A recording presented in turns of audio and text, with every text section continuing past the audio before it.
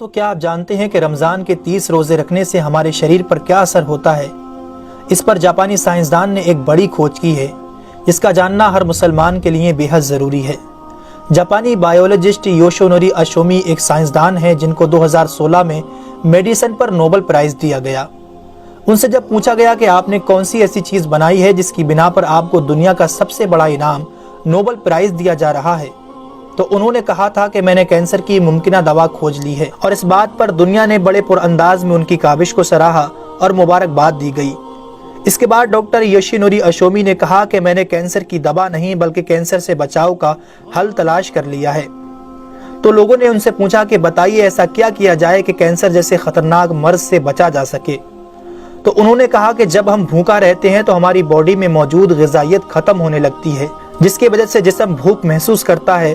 اگر اس بھوک کے دوران جسم تک کھانا نہ پہنچے تو ہمارا جسم بھوک کی شدت کی وجہ سے اپنے اندر موجود ان زہریلے سیلز کو کھانا شروع کر دیتا ہے جو کینسر کا سبب بنتے ہیں۔ اس عمل کو میڈیکل کی لینگویج میں آٹوفیگی کہا جاتا ہے۔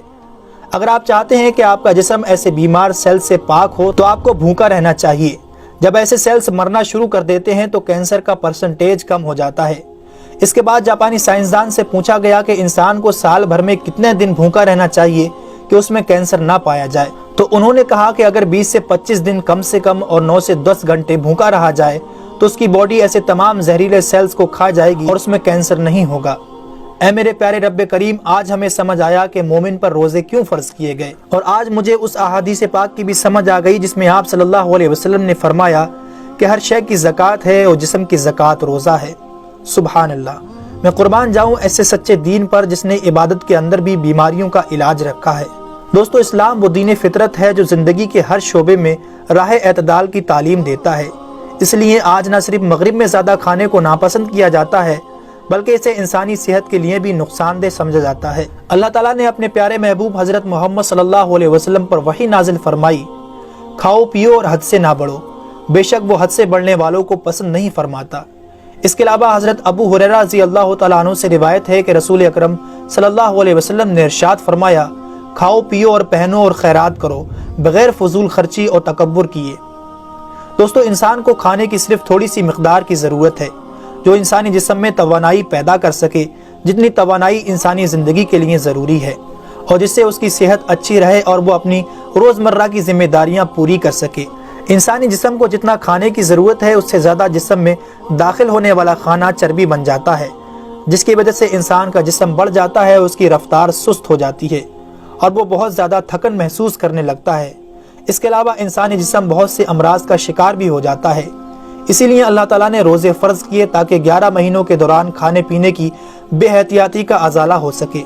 قرآن پاک میں اللہ تعالیٰ نے روزے رکھنے کا حکم ان الفاظ میں بیان فرمایا ہے، اے ایمان والو، تم پر روزے فرض کیے گئے جیسے کہ تم سے پہلوں پر روزے فرض کیے گئے تھے تاکہ تم پرہیزگار بن جاؤ۔ دوستو، قرآن مجید میں بیمار اور مسافر کے لیے روزے مؤخر کرنے اور جو روزہ نہ رکھ سکے ان کے لیے فدیہ ادا کرنے کا حکم دیا ہے۔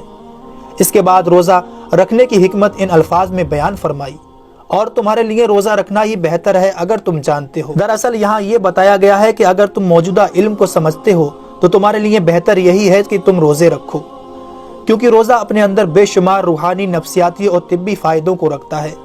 روزے کی طبی افادیت کی طرف نہایت مختصر مگر جامع اشارہ نبی اکرم صلی اللہ علیہ وسلم نے ان الفاظوں میں بیان فرمایا، روزے رکھو اور تندرست ہو جاؤ۔ اللہ رب العالمین ہم سب کو اس مہینے میں زیادہ سے زیادہ نیکیاں کرنے اور سارے روزے رکھنے کی توفیق عطا فرمائے۔ آمین ثم آمین۔